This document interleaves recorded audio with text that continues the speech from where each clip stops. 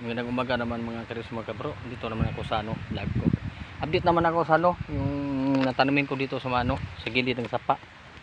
Ito po. Yan, gilid ko ito ng sapa. Yung tinatrabaho ko.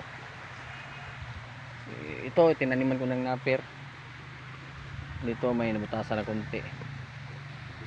At ngayon, maglilinis ako dito para matapos ko tong ito sa gilid ng kalsada. Maliliit na lang itong linisan ko. At ito may kaninim din ako mga 50 na puno. Ito. Noong isang linggo itong natanim ko.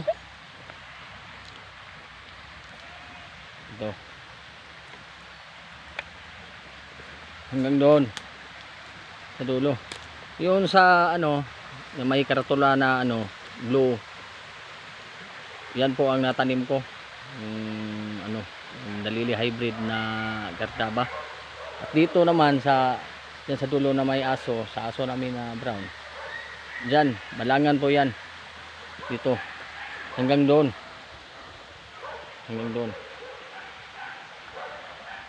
At update na nga ako mga karisma kabro kapag natapos ko na itong malinisan ito na area